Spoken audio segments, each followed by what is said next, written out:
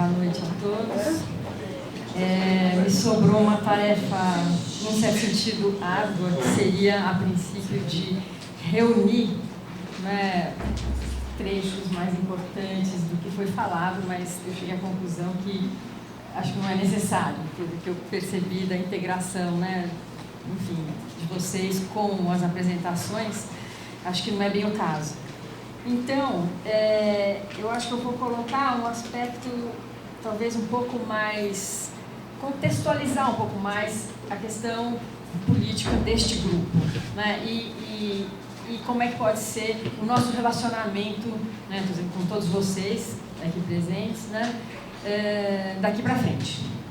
Então, assim, o que eu tinha pensado era de que, bom, vocês devem ter percebido que nós não somos um grupo de palestrantes simplesmente, não é? Nós, de fato, formamos um grupo, trabalhamos paritariamente, foi uma experiência muito interessante, com pessoas de diversas áreas diferentes e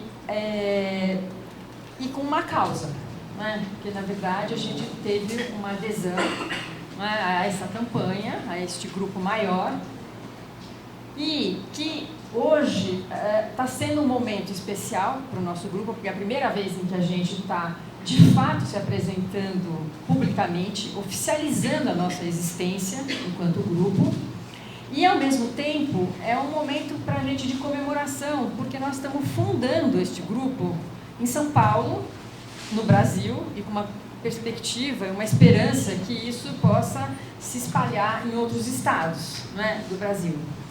É uma experiência interessante também, por ser internacional, na medida em que a gente vai tendo uma interlocução com pessoas dos outros países e descobrindo até, e redescobrindo a nossa identidade enquanto, né, brasileiros, latino-americanos, onde você vai percebendo as diferenças.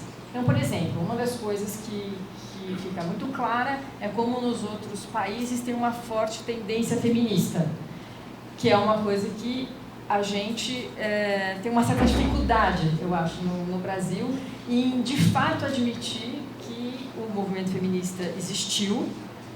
Muitas das nossas lutas, hoje em dia, vieram desse movimento feminista, mas que, por uma circunstância, né, enfim, das ditaduras e tudo, o movimento feminista no Brasil, ele foi muito mais vinculado ao processo de democratização do país, né, da questão da opressão no geral, a questão da pobreza, no sentido mais político, e talvez menos esse feminismo que a gente vê nos países onde você tem uma democracia mais estabilizada e que você pode ter reflexões num outro patamar.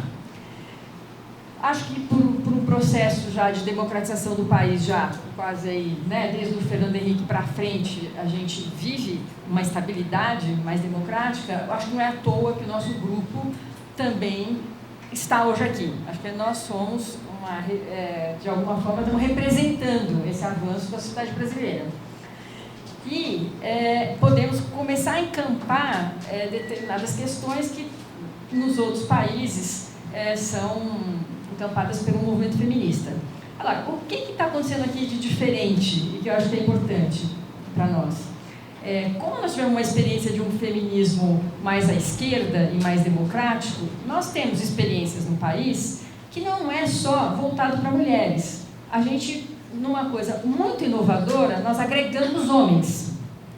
E isso tem sido um diferencial muito importante. Então, por exemplo, o Pró-Mulher, que é uma instituição que trabalhava só com as mulheres, que eram vitimadas, que tinham um problema de mediação com as famílias, então, com os maridos, né, ou ex-maridos, uma questão de agressão dos homens. Essa própria entidade, ela passou, e foi a primeira entidade, se não me engano, quase que mundialmente, a primeira entidade a trabalhar com os homens agressores. Então, se chamavam os homens também. Então, nós temos algo a contribuir, né, nesse sentido. Quer dizer, existe um feminismo que é uma coisa diferente. Então, isso acho que é um ponto muito interessante da perspectiva da gente, enquanto grupo, frente aos outros países. Por isso que nós fizemos esse alargamento, né? A gente não fez só para mulheres ou para jovens, mas incluindo os homens, incluindo os gays, enfim. É uma abertura que eu acho que nós temos, enquanto cultura brasileira, que nós estamos conseguindo colaborar lá fora e acho que é um motivo de orgulho para nós. Bom, este grupo, não é, que a gente está se apresentando aqui pela primeira vez e oficializando a existência dele, a gente só queria relembrar um pouco a fala da Suzy, né? Que nós estamos fundando o grupo hoje, estamos dando início a essa campanha, da qual ela se refere, que é uma campanha para diminuir o poder dos vendedores de ódio que influenciaram a maneira como as mulheres e as jovens se sentem em relação aos seus corpos. Aqui a gente vê a diferença, né, da qual, se nós hoje fôssemos falar nosso ponto de vista, não seriam só, não é, das mulheres e das jovens, mas a gente poderia também incluir homens, e a gente poderia incluir também o movimento gay, enfim. Vou chegar lá por quê, até isso, né? Então, o corpo é atualmente um assunto, né, político, econômico e psíquico de suma importância, né? E que de suma importância, principalmente para quem não aderiu à ideologia do corpo como mercadoria, né? Do corpo como objeto de troca ou do corpo como objeto de espetáculo, que acho que como apareceu nas palestras anteriores, né? Então, o Espécie em Risco de Extinção é um movimento de conscientização, né, de atuação social, produção de tópicos que eu queria colocar um pouco para alinhavar a questão mais política de continuidade, né? Porque hoje a gente foram várias as palestras, as pessoas produziram e mostraram o trabalho delas, trabalhos científicos, mas este é um vértice da nossa proposta, né? Então, o que a gente acha que é importante é exatamente colocar que os vértices de abordagem desta relação corpo e mente e mal-estar podem ser, e são muitos, e hoje, nesta noite, contemplamos algum deles. Mas muitos outros temas podem e devem vir à tona. Só para exemplificar, como apareceu no filme, o excesso de cesáreas no Brasil, as cirurgias plásticas, o olhar sobre o corpo do homem, dos gays, como um lugar também de conflito e de atentado, quando deixam seus corpos bombados, por exemplo, de tantos suplementos e hormônios, né? Que é uma coisa que fica de fora e que, a gente, do ponto de vista da gente, merece ser incluído, né? E a dificuldade de envelhecimento, que também apareceu nas outras palestras.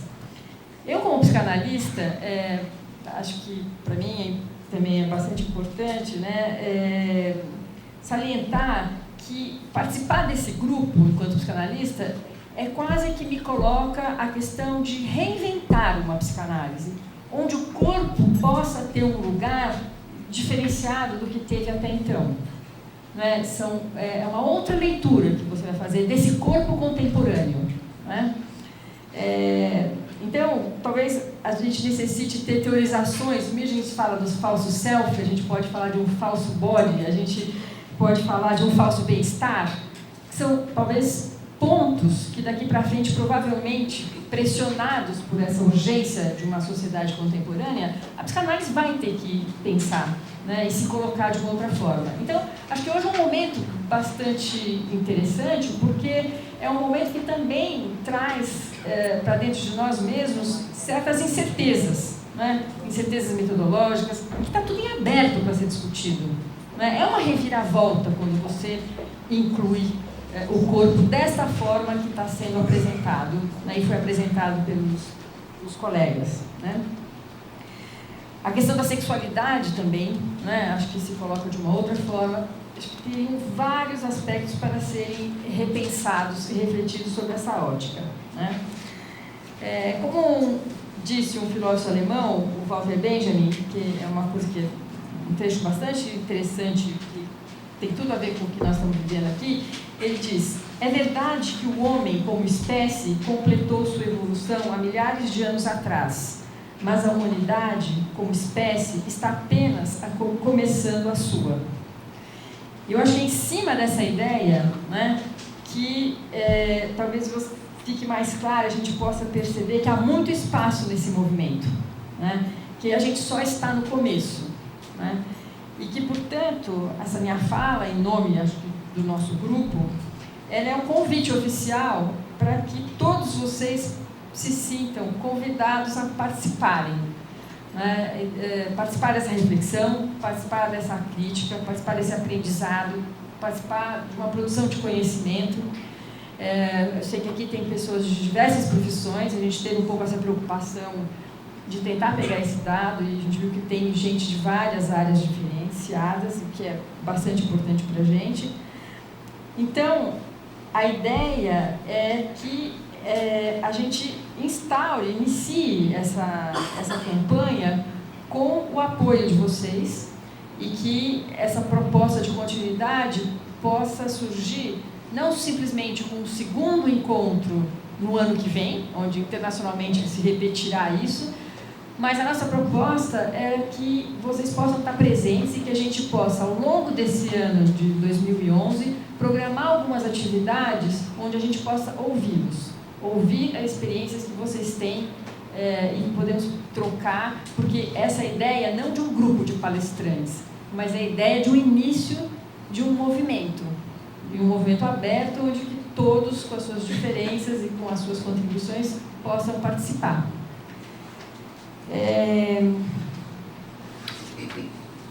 A Suzy falou uma coisa muito interessante, que ela alertou que os nossos objetivos não são modestos, eles são ambiciosos.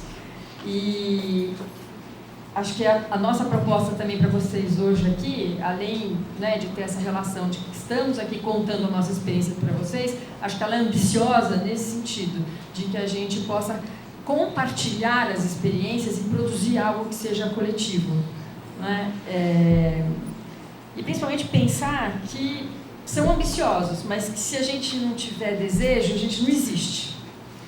E por isso que para a gente hoje, né, é muito importante estar frisando isso, né, que a gente espera, há um desejo deste grupo de se abrir e de incluir o maior número de pessoas interessadas. Então, é um convite a todos vocês que continuem conosco. E que a gente possa compartilhar hoje e comemorar a fundação desse grupo aqui com vocês. É isso.